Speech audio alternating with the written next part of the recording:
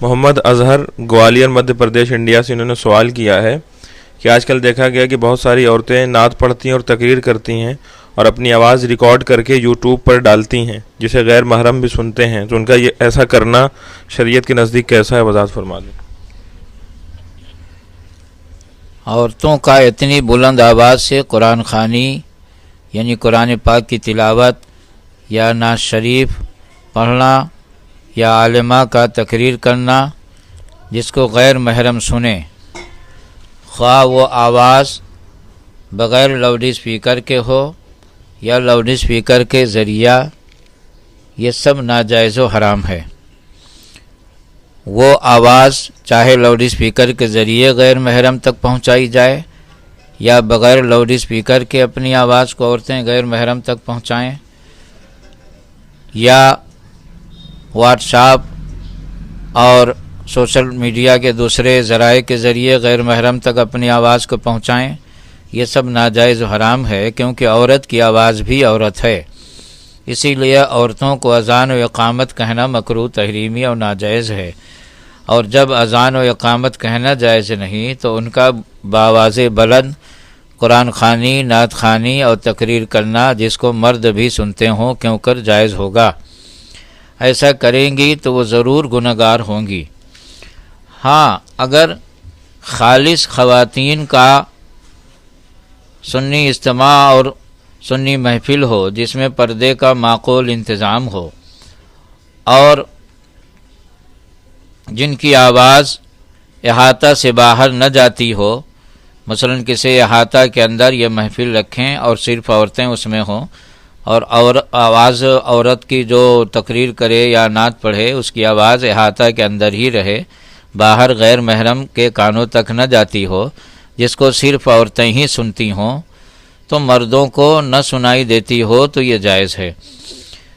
حضرت علامہ سید محمد ابن عابدین شامی رحمۃ اللہ علیہ فرماتے ہیں، امن نساؤ فیکرہو لہن الاذان،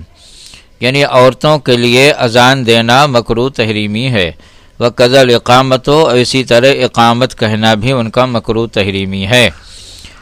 لما رویا عن انس و ابن عمر رضی اللہ تعالی عنہما من کراہتہما لہن،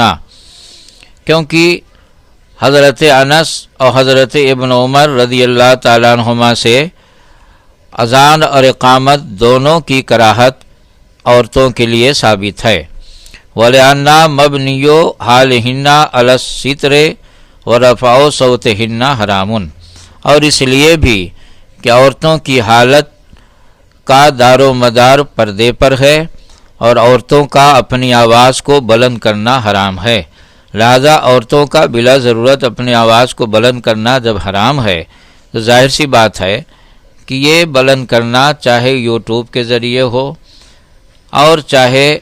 سوشل میڈیا کے دوسرے ذرائع کے ذریعے ہو یا لاؤڈ اسپیکر کے ذریعے ہو یا بغیر لاؤڈ اسپیکر کے ہو، سب ناجائز و حرام ہوگا، کیونکہ المطلق یجری علی اطلاقہ۔ نیز حضرت علامہ ابن عابدین شامی رحمۃ اللہ علیہ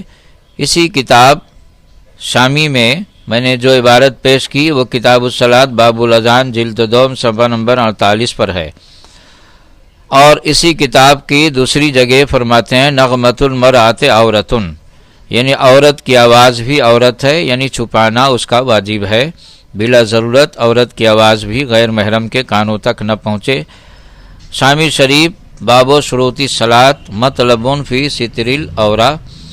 جلد 2 صفحہ نمبر 78۔ اور سرکار مفتی اعظم ہند علیہ رحمہ فرماتے ہیں کہ عورت کی آواز بھی عورت ہے، ایسا سیدنا محبوب الہی قدس سرہ العزیز کے ملفوظات طیبات سیر الاولیاء شریف میں ہے، نماز میں تکبیر و قرات کچھ بلند آواز سے نہیں پڑھ سکتی۔ فتاوی عزیزیہ رسالہ نماز زنا میں ہے، باواز بلند نہ کنن تا سلام ہمی طور آہستہ ہر وقت ہر چیز را گفتہ باشد، یعنی عورت بلند آواز سے نماز نہ پڑھے اور پوری نماز سلام تک آہستہ آواز سے پڑھے اور بلند آواز سے کوئی چیز اس میں یعنی جہری طور پر نہ پڑھے۔ فتاویٰ مصطفیہ صفحہ نمبر 520۔ اور ان تصریحات سے معلوم ہوا کہ عورت کا جو یہ اس دور میں یہ ایک رواج اور رسم چل پڑی ہے کہ عورتیں جو ہے تو اپنی آواز کو سوشل میڈیا پہ ڈالتی ہیں، اور اتنا ہی نہیں بلکہ تصویر کے ساتھ بن سنور کر اور خوبصورت زرق برق لباس پہن کے یہ حرکت کرتی ہیں، تو اس میں وہ صرف ایک وجہ سے نہیں بلکہ کئی وجوہ سے گنہگار ہوتی ہیں۔ ایک تو زرق برق لباس غیر محرم کو دکھانا، دو میک اپ کر کے اپنی زینت کو دوسروں تک دکھانا، جبکہ قرآن پاک میں زمین پر اس طرح چلنے تک کی ممانعت ہے جس سے غیر محرم ان کی زینت کو جان لیں، ممانعت آئی ہے۔ تو یہ جو کرتی ہیں عورتیں، لڑکیاں جو کر رہی ہیں، یہ ایک وجہ سے نہیں کئی وجہ سے گنہگار ہیں، ان کا یہ عمل ناجائز و حرام ہے۔ ہمیں حیرت ہے اس بات پر کہ جن چیزوں کی اصل و قرآن و حدیث میں موجود ہے، مثلا میلاد شریف، فاتحہ، سلام قیام، ان سب کو تو دیوبندی وہابی ناجائز و حرام و بدعت سیاح کہتے تھکتے نہیں ہیں، لیکن آج کل جو سوشل میڈیا پہ یہ لڑکیاں جوان کر رہی ہیں، ان میں زیادہ تر دیوبندیوں اور وہابیوں کی لڑکیاں شامل ہیں، اور یہ دیوبندی وہابی ان کو بنا سنوار کر سوشل میڈیا پر بھیج رہے ہیں۔ تعجب ہے کہ جو واقعی بدعت سیاح اور سخت حرام ہے اس کو تو جائز ہی نہیں بلکہ ثواب و ضروری سمجھتے ہیں اور دین کی بہت بڑی خدمت سمجھتے ہیں،